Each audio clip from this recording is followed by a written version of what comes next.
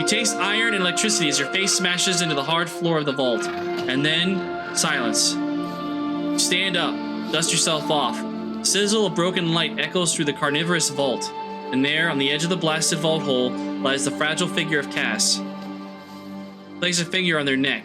Feel the reassuring pulse of energy flow. They're unconscious, but they function. You are consumed by need to tell someone what happened. To make it real. To communicate. Grish needs to hear about this. Your only hope he'll listen. I doubt it.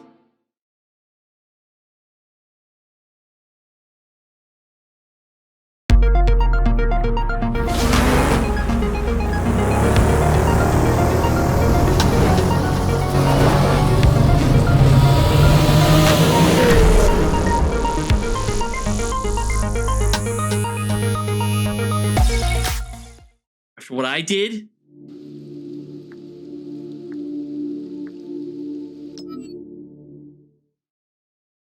at least I know there's a huge replayability factor. Grish stands in the lobby, his back to you. He just ushered a program out of the entrance. The last of a full evacuation. Hearing your footsteps, he turns and immediately grimaces. How dare you show your face? Stand down. He lowers his eyes. You don't give me orders, program, not after what you've done. He charges at you, grabbing you by the neck and lifting you off your feet. He barks in your face, his light pulsing as rage flows through him. You have destroyed this place. You've gotten people hurt. You do not get to tell me how you feel about my mood. Ha! I beg your pardon, program. Ha! He drops you, sprawling on the floor. You speak quietly as you hold your throat.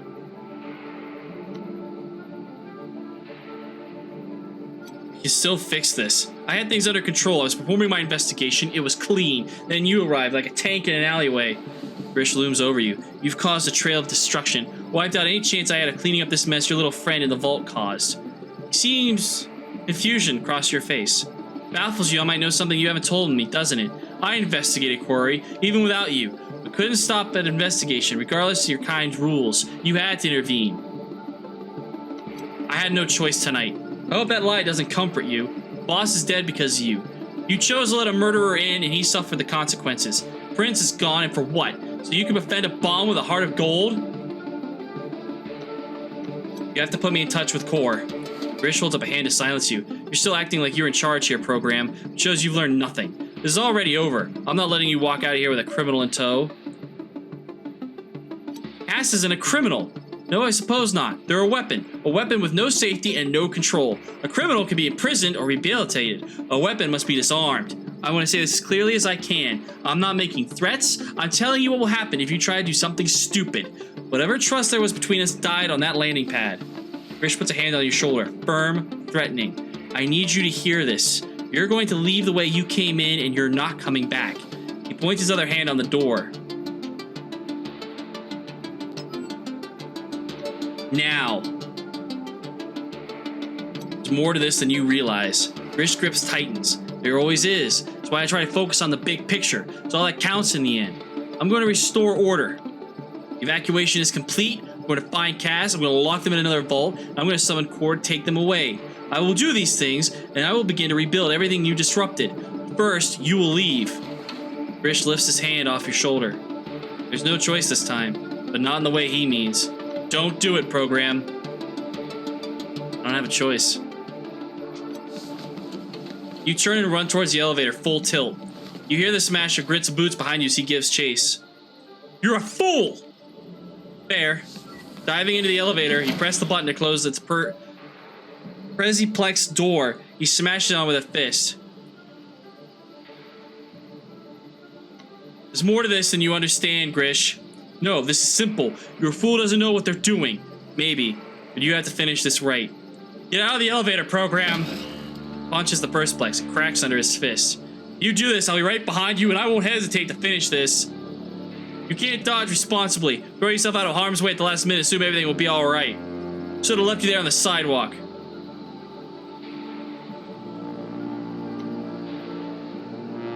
Maybe you're right. Backs away from the glass. Open it. Shake your head. You look at the crack in the door. It won't open up another swing. You enter a sequence to the elevator's keypad, activating a lock on elevator control. An old DOT trick. What are you doing? If Grish wants to get to where you're heading, You'll need to use the stairs. You enter the code for the landing pad. I'm sorry. The elevator ascends. Grish locks eyes with you as he disappears from view. It's not over. Jesus. Oh man. Maybe we will finish this.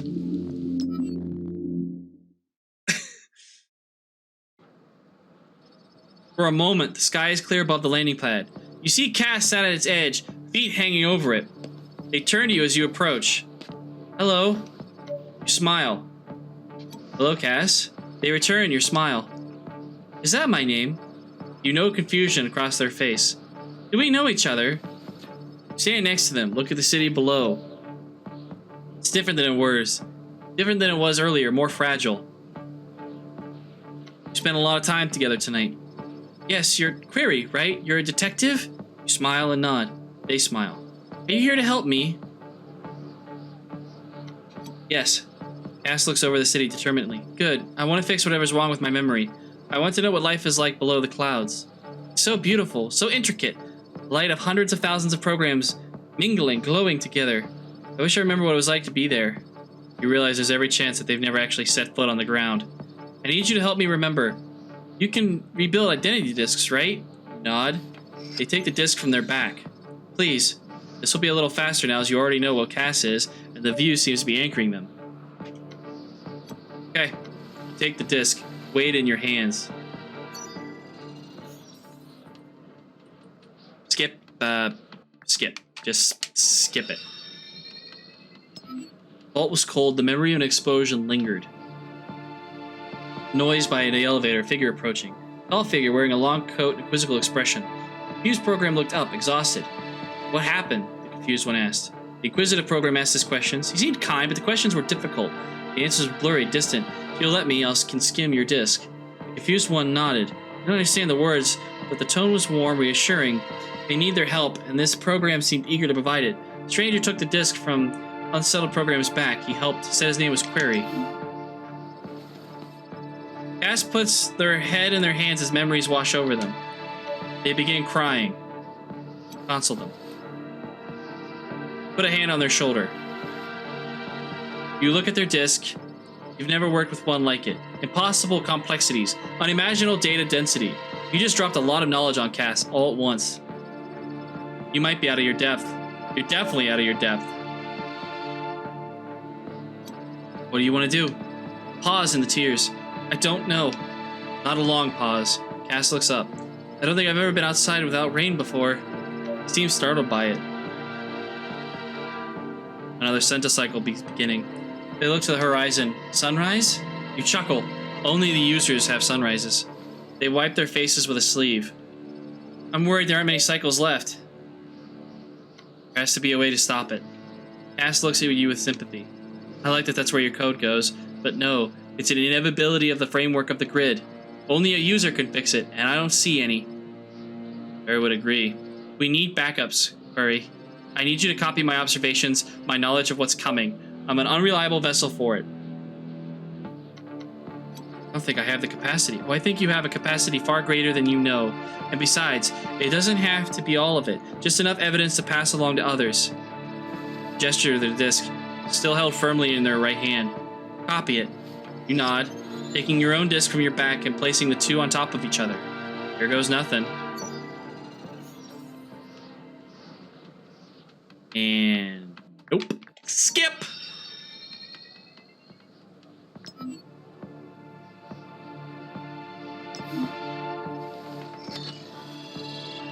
Say that those became so yeah, I'm not. You hand back Cass's disk to them. Your eyes pulse. So much new data. Much of it indecipherable, but another program will understand it if it comes to that. Cass smiles. How does that feel? Overwhelming? Now it's their turn to reassure. You don't need to read the data. Let it sit with you until someone else needs it. You act like you're not going to make it. Cass looks down at the grid and says nothing. The rain starts up again. At the moment, Grish bursts through the door to the landing pad. Pants, frustrated and exhausted from the climb. Stop! Hands where I can see them! Cass raises their hands.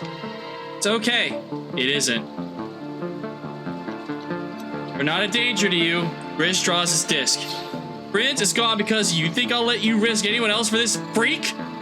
Cass, come with me. We're going to head to the vault. You'll be safe. More importantly, the rest of us will be too. Walk away, Grish. He scowls.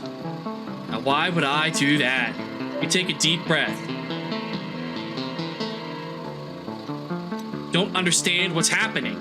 Grish shakes his head. I'm the only program here who does know what's happening. You're letting a blind sense of heroism push you towards breaking every rule your kind has. And for what? Some myth about the end of the grid? I'm done talking. Grish readies his discs, aiming it at Cass. Come with me or it ends here.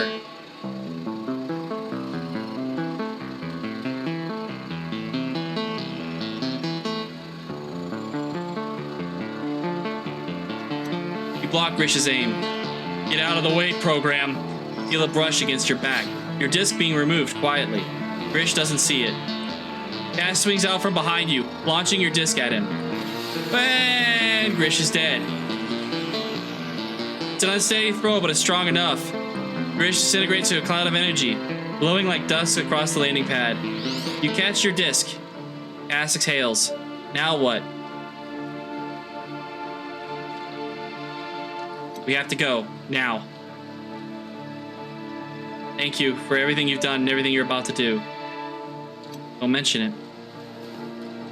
They smile, beaming, and take your hand. Show me the grid, Curry. Walk back to the entrance.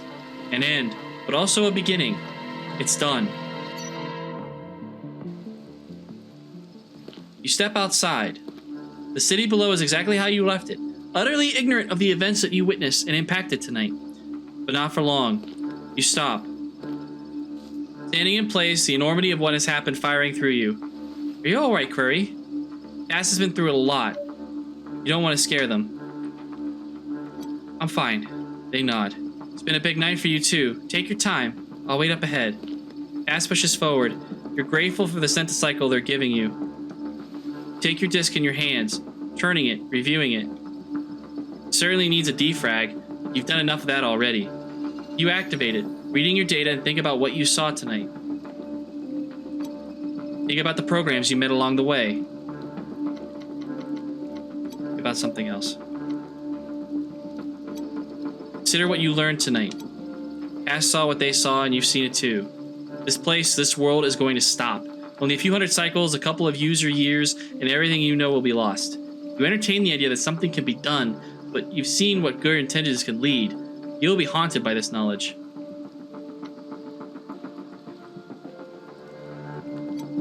Sarah's presence was an indicator. Automata are no longer keeping themselves to themselves in the sprawl. They're reaching out to the rest of society. Their philosophy and questions will gain volume. There are many who will find that challenging. Criminal Lane did a recognizer on a core stronghold tonight. Proxy would not have come if she was not comfortable.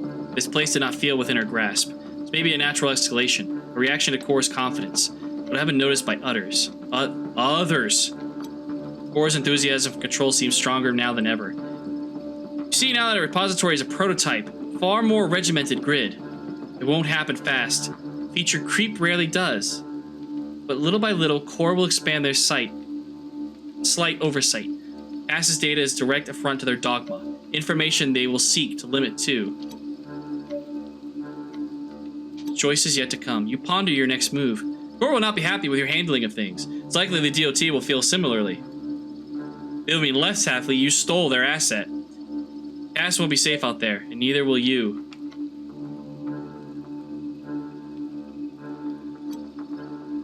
Proxy could be helpful. You didn't end things on the best of terms, but it could certainly have been worse. You don't trust anything about her except her own self-interest. That might have been enough, but you'll likely never find her now. It's going to be hard to find anyone you can trust.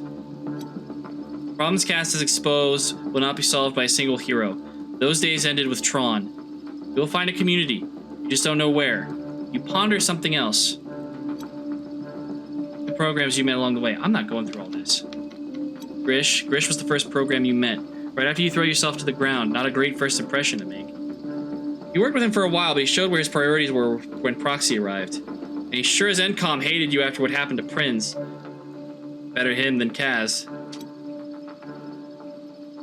repository as much of a representation of Prinz as anything else. His faith and fealty defined the possibility space available to you.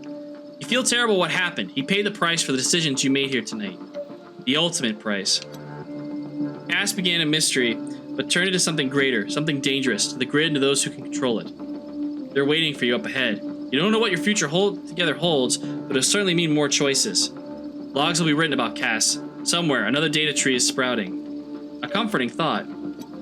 Whichever way it had gone with Syra, he would have your sympathy. A program trapped in an alien set of constraints and politics. He didn't deserve what happened to him tonight. You hope that once the dust settles, they'll let him leave. Regardless, he'll remember what Cord did. He will tell his people, and it will have consequences. Your thoughts on Ada are mixed, and even now you're not sure whose side she really was on. Things you could learn in that library, if they ever let you back in. You imagine her still there, purning the data, anticipating the new stories tonight. Despite what happened, you find it hard to hate Proxy. The pirate was no more self-interested than most other programs you met there. She's dangerous, though, and well-resourced. Her impact could resound further through the grid. You wonder if anyone will ever find the user key she was looking for. You hope not.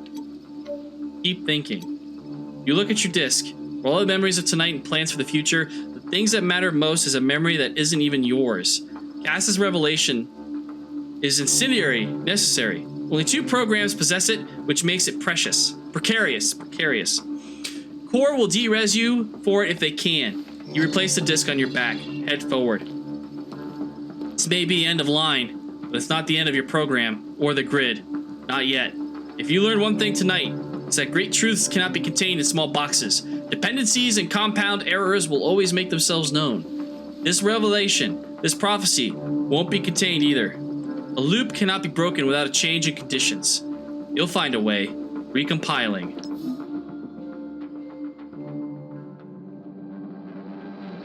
God damn! Okay!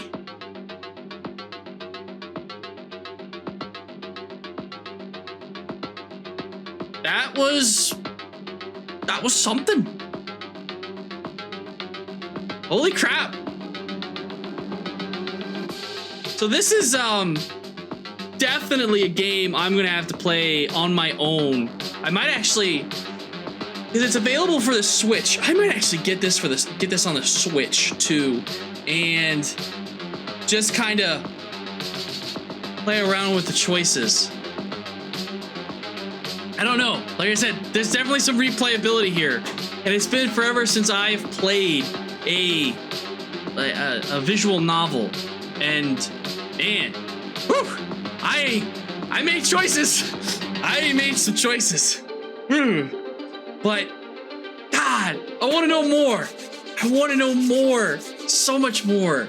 Oh, okay. This does build upon the lore of Tron, and I love it. I love it so much. And we're gonna hit back here. That is the first time I've actually enjoyed a game like of that caliber or style. That style. That was something. Story, the characters, they all felt real. They all felt like they each had a personality. There are definitely other choices for me to make that I can't wait to try. Hopefully I can avoid killing anybody. Folks, may the goddess smile upon you. As always, see y'all next cycle. This is Zayun, out.